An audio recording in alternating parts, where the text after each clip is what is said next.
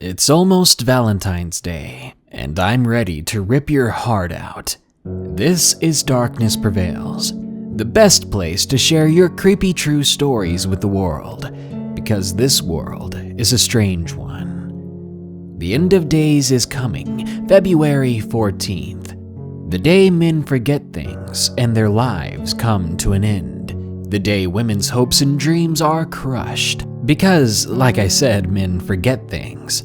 So to really get you into the loving mood, I have some allegedly true stories of creepy Valentine's Day encounters. Real quick, here are my favorite early comments from my previous full video.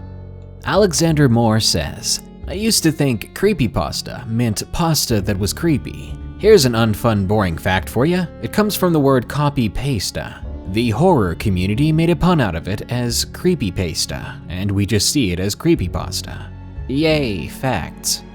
Melina Diaz says, it'd be cool if the missus read a story for Valentine's Day. Well, I've been trying to get her to, but she just won't do it. She's super shy, but I love her. Alma Chroma says, makes me glad my girlfriend isn't the crazy anchovy. Are you implying that anchovies are all crazy? Because I'll go full social justice on you. Joel says, what's your favorite color? That's easy. The color of grassy fields, the leaves on trees, and my bathroom, green. And Soul Scythe says, I hate when you gotta sneeze but you can't, and it stings.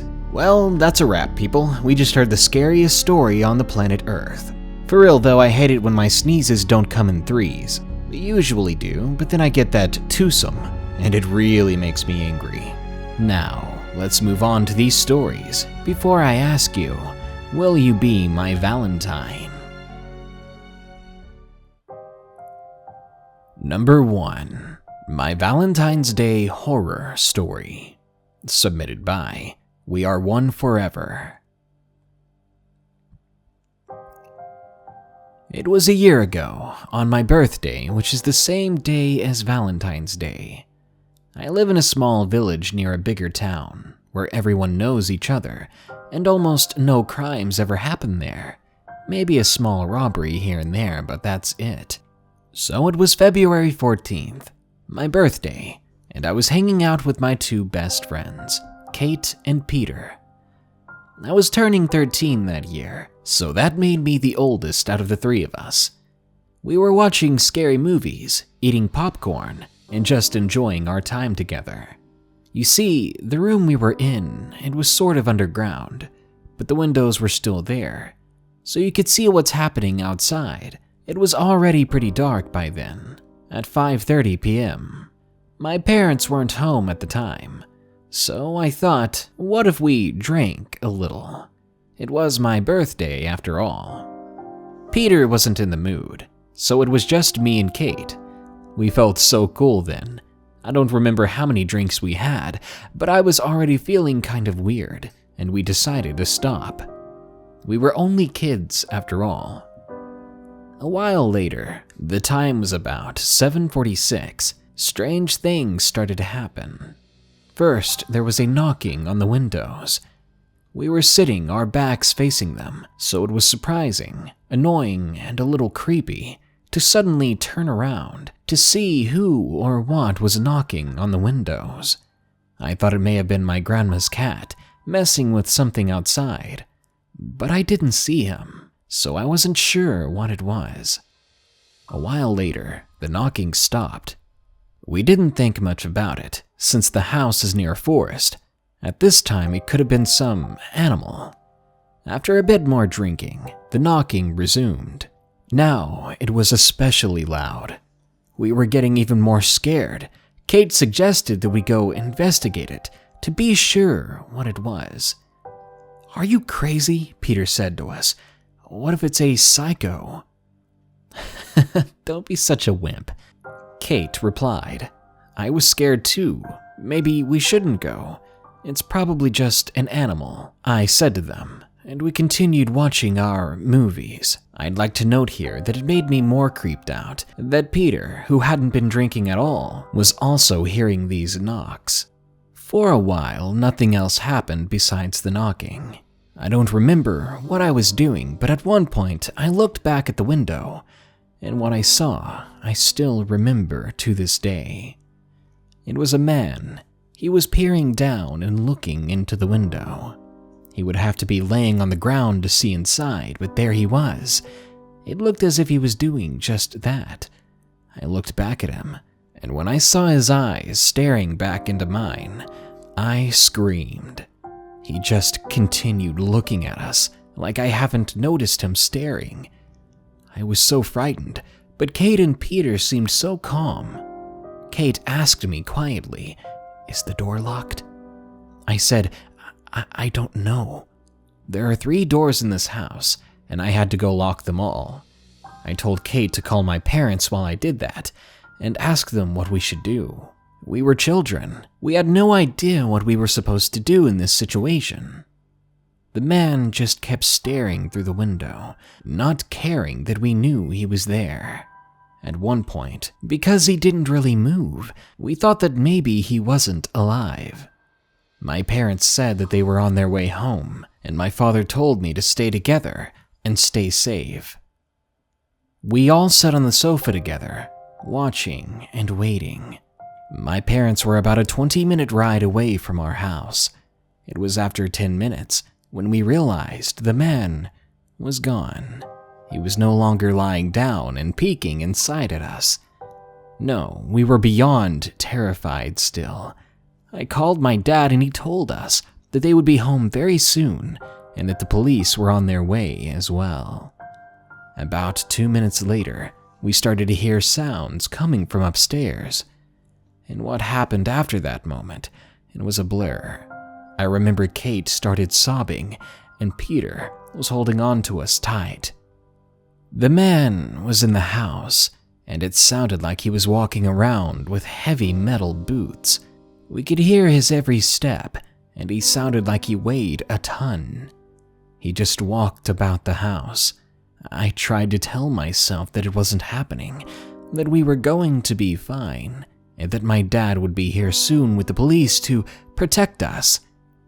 But one side of my brain kept telling me that this man was dangerous, that he was going to take us or end us.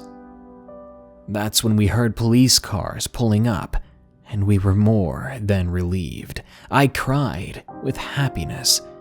The man who was still on the floor above us sounded like he took off at a sprint. I know my house very well, and I could tell by the sound and location that he was entering the kitchen, which was right above us. A police officer entered our home and took us outside. Not long afterwards, we saw the man. They found him hiding behind the kitchen counter. He hadn't tried to leave. He had tried to stay and not be found. He looked poor, sick. His hair was long and gray, and he looked to be around 60 years old. We still don't know what he wanted from us, or why he stared at us for so long.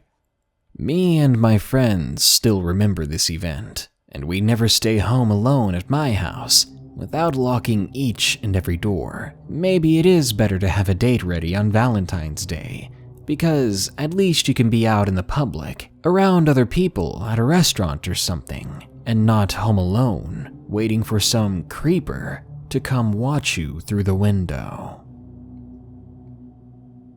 Number 2. Bad Bear, submitted by Crimson Grin. Who remembers Teddy Ruxpin? You know, that animatronic teddy bear that would read bedtime stories via a cassette deck in its back and 8 D-cell batteries like Doritos. Well, my story is about one such toy. If you ask people from the 80s generation about him, you'll get mixed reactions. Some adored Teddy Ruxpin, while others loathed him, called him creepy.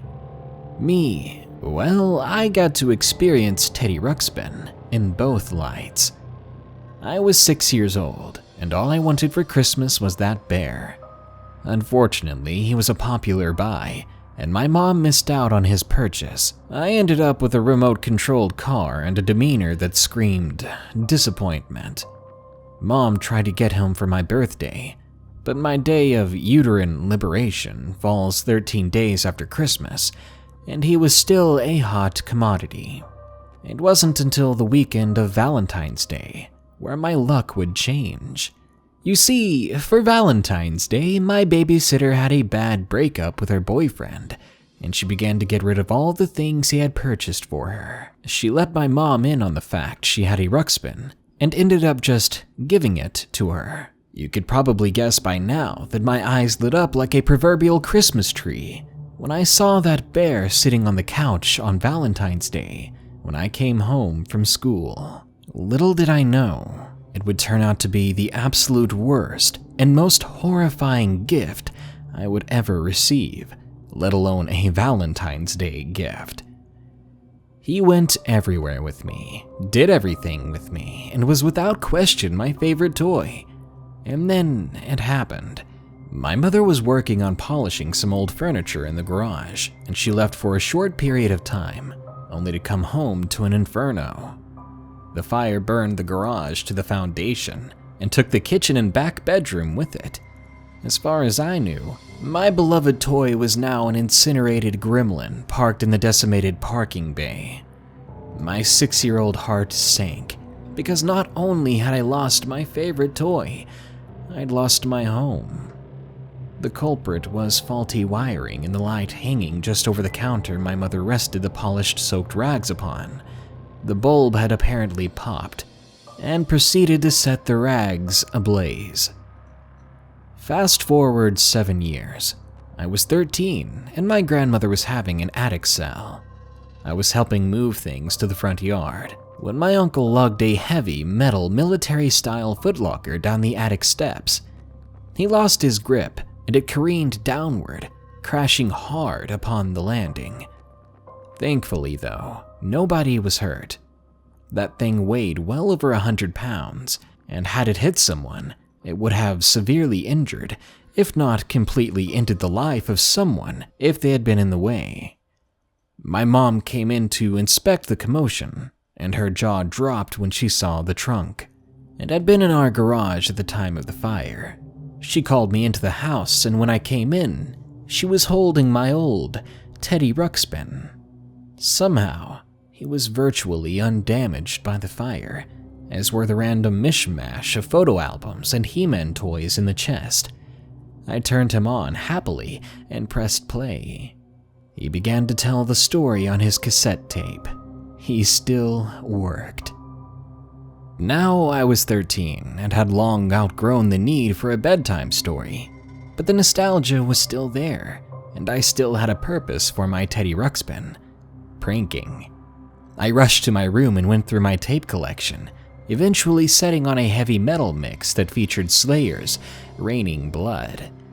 I put the tape in and laughed gleefully as his eye and mouth moved to the scary-sounding music. I took Teddy and stuck him in my little brother's pile of stuffed animals, and I pressed play, then called him to his room. He saw the talking and screaming bear, and he ran out of the room completely freaked out. Feeling satisfied, I popped the tape out and stuck him in my room on my dresser. It was good to have him back, and even though I was older, I still had good use for him. That night, I was trying to go to sleep, and I hear what I can only describe as a whisper-like low growl. I shot up in bed and looked over in the direction of the toy, only to see it had changed positions and was now facing my bed. Its mouth and eyes were moving, and the noise was coming from it, despite having no tape inside the player anymore. I pulled my Swiss Army knife from my nightstand and proceeded to pop open the battery bay in order to remove those Duracells. I was met with another abject horror instead. When I opened up the bear's back, I found corrosion and damaged wiring under heat-burst batteries. Despite the toy's outward appearance, the fire had somehow damaged it internally. Its inner mechanisms should have never worked in that condition, I had to pry the batteries out forcefully, and even though I had successfully removed them, Teddy Ruxpin's face was still moving, and the noise it was making grew louder, and I just said, screw it. Screw the nostalgia. I opened my bedroom window and tossed it into the trash can outside. Satan's little bear was now the trash people's problem now. I know many of you would call BS on this, but I honestly remember this like it was yesterday, and it's 23 years later. Think what you will, but I can assure you, this did happen to me. The only reason I tell this story now is due to the sudden resurgence of slightly reimagined 1980s toys that have begun to hit the store shelves again. And guess which one just hit our local Walmart? And guess which one my 4-year-old son wants in the worst way? Every time I look back to that Valentine's Day when I picked up that bear for the first time, I cringe. So you can probably believe me when I say I'm currently attempting to get my son more into Legos. Number 3. A Valentine's Day Spook. Submitted by Marie. Me and a friend of mine named Chase went for a walk on Valentine's Day night. Neither of us had a date, so we decided to hang out together, as well as let our dogs have a good time together. We had our dogs Lee, a Doberman Pinscher, Cake, a German Shepherd, and Chase's dog Baker, a Beagle, and Luca, a Border Collie. We were walking our dogs when they all began to growl, so me and Chase looked around, trying to figure out what they were growling at, when we saw a man walking behind us. Now, I was a paranoid and nervous person, and I had always carried pepper spray with me when I was out, alone or otherwise. So when I saw the man coming up from behind us, I put my hand on the pepper spray just to be ready. Even still, I fully expected the man to walk by us without a word, just another passerby. But when he was about to walk past me on the walkway, he stopped, turned toward me slowly. He smelled horrid, and his face looked entirely unkept. Then he spoke to me. My, little lady. That boy and those dogs weren't around.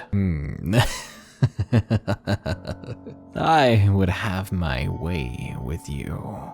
And in a quick, sudden moment, he had lurched forward and hit Chase in the face, knocking him to the ground and causing the dogs to go into a frenzy. The larger dogs jumped on his back as he had turned to face me to do God knows what. Chase, who was thankfully still conscious, got up and threw himself at the guy. I pulled out my phone and dialed 911.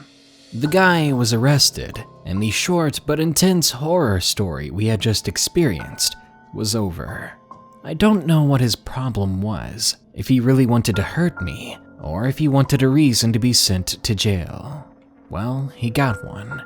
And that Valentine's Day, as well as the next few weeks, were ruined for us. Chase and I didn't feel safe on our dog walks anymore, and together we attended a little bit of therapy to deal with the random act of terror brought on by a complete stranger. Number 4. I thought I was alone on Valentine's Day. Submitted by Judge Greg. On Valentine's Day of 2014, I was single, and in a point in my life where I thought I'd stay single forever. I never thought I'd say this, but now I would have rather stayed alone. That day, a few hours after school, I sank into the couch watching reruns on Nickelodeon, while my mom and dad got ready to go out for a reservation they had at an overpriced restaurant. They gave me the usual shtick before they left. They said not to answer the door for anyone, not to order pizza as there was food in the fridge already, and to keep my cell phone charged with the ringtone fully on. Them checking up on me was common, and I wasn't really in the mood that night for them to get home and chew me out because I hadn't been responding to their check-in texts. Soon enough, they were gone, ready for their fun evening, and I was ready to fight off depression with some fairly odd parents. Only a few minutes after they left, the doorbell suddenly rang. I was in the living room, so the front door was a meager 5 or so yards away from me. The fact that it was nighttime, hearing someone at the door was strange and unsettling. I proceeded to ignore it though, and turned up the volume on the TV. Whoever was outside rang another 2 times, seemingly not getting the hint that if someone was home, they weren't going to answer their door tonight. Instead of giving up though, they did something that immediately made me mute the television. They tried the doorknob. I heard them rattle it, checking to see if it was locked. But part of me was horrified that it might not have been. It was, and the person seemingly walked away. There was no more rattling at the door. What in the world, I thought. Why would someone try to get inside the front door? Can they not hear that I'm in here? If they did know and they wanted to get inside anyway, what were they trying to do? What would they have done if they did get in? I was praying that was the end of it, but I was terribly wrong. Maybe 20 minutes passed by before I heard a sudden horrid sound from the kitchen. The sound of glass shattering and scattering upon the floor. Someone had broken in our home. Better yet, the kitchen and living room were only separated by a small walkway. The first destination for this intruder would have to be the living room, where I was sitting, dumbfounded and afraid. What would you do in this situation? I'm sure a lot of people daydream about this. What you'd do if someone broke into your home. You tell yourself you'd fight, grab something and let them have it. But me, I was so taken off guard that I ran. I bolted for the front door, leaving them inside my house. They could take or destroy whatever they wanted. I wasn't about to stay in there with them and let them do anything to me. I'm sure my parents would rather have a missing table or vase and not a missing child. I crouched, cowering below the front fence. I was just outside my yard, staring into the windows of my own home, the place that was supposed to be a shelter for me. And then the front door opened. The light from the living room drowned out any of the details of the figure standing in the doorway. I saw a tall, ragged silhouette with hair going down below his or her shoulders. This told me all I needed to know. They broke into my home, but it wasn't for what was inside the house, rather who had been in the house. I don't know who it was that was trying to get to me, but if they wanted in the house so bad just to find me, I had to stay hidden. Sooner or later, though, he would find me. He began to search the yard, looking for any sign of where I'd been. I turned slowly, looking towards the neighbor's house. They were awake, but I wasn't sure if they were still home. They always kept their cars in the garage, and their porch lights were always on day or night. It would be a gamble. If they were home, I'd be saved. But if they weren't, this stranger would get me. I felt tears rolling down my face. I'd never dreamed I'd be in a situation like this, on Valentine's Day nonetheless. And to think I was starting to miss being alone for that day. I counted down in my head, eyes squeezed shut tightly. 3, 2, 1. I ran as hard as I could, feet slamming against asphalt. Pain shot through me when the occasional stray pebble buried itself into my heel, but I ignored it. I pushed forward. It wasn't long until I could hear the stranger behind me. They were older, taller, and they were gaining on me at a nightmare's speed. Tears were flying past my face as the wind pried them from my eyes. I realized I'd closed them when I started running. I opened my eyes once more and saw something miraculous. My neighbor taking out his trash. He had just opened his front door, trash bag in hand. He looked at me and gave me this bewildered expression. It was over. The footsteps behind me took off in a different direction. I plowed into my neighbor, forcing my way behind him. All the while he kept asking me what kind of game I was playing with my friend. I called my parents with my neighbor's ancient landline, and soon they were home and with the police. Unfortunately, I had no details of the stranger, but perhaps it was for the better that I never got close enough to them to get any details. I don't know who they were, but thinking about what they were planning to do if they got a hold of me, that scares the ever-loving crap out of me. And number 5, chocolate, submitted by Grim Tail Brothers. I hate Valentine's Day. My girlfriend loved it though. She always tried to convince me it was the best holiday of the year. I firmly disagreed. I was finishing up working at my new job and was clocking out. My girlfriend texted me. Now, this was odd. We usually had a ritual. It was basic, but after work, I would go to her house where she would have the food and the movie ready for us. Being one of those weird couples, you know, the couples that do everything together. Her text read, "Come home, I need you here." I then texted back asking if everything was okay. There was no reply. I quickly jumped into my car. Worried, I noticed I was driving well over the speed limit.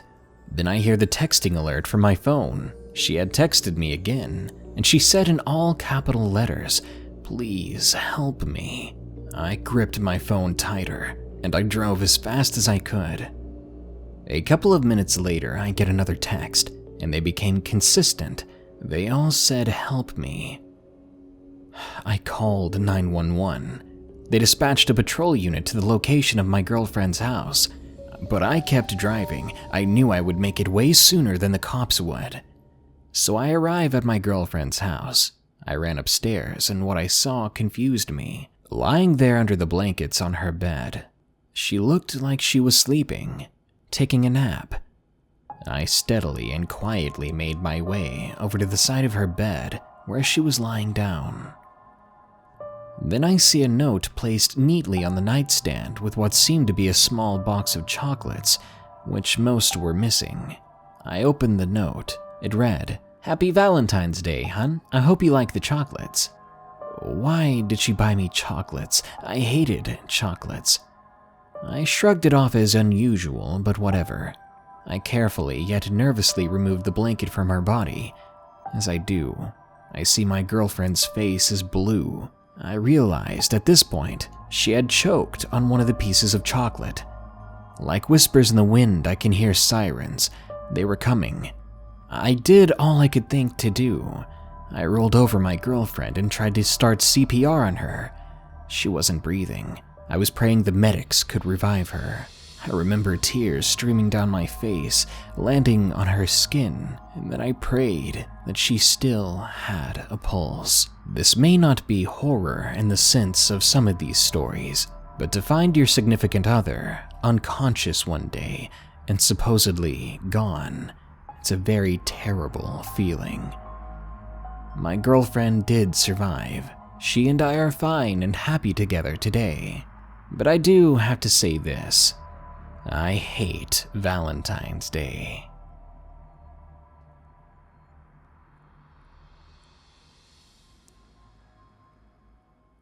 Hey guys, Darkness Prevails here, and I'm with my wife today. Hey everyone, we wanted to wish you a fun and safe Valentine's Day. That's right. It's usually all fear and jeers here on the Darkness Prevails YouTube channel. Yet as with any holiday, it should be about spending time with the ones you love, staying warm, staying safe. So you all go on and have a great time. My wife and I will be feasting on chocolates instead of flesh for a moment. Good night. Be sure to leave a like, share, and comment and subscribe if you enjoyed the video. Don't forget, you can always send me your stories with the links in the description. Also, there are multiple ways you can support this channel. You can check out morbidmonsters.com to buy some really cool shirts featuring your favorite creepy monsters and ghouls. Everything's under $20. Or you could donate even $1 on Patreon at patreon.com/darknessprevails. Taxes are killer for us this year, so every little bit helps. To everyone who has donated in the past, who has bought a shirt to support us, or simply views on a regular basis, thank you all so much. We're here and growing because of you. Thank you all. We love you guys.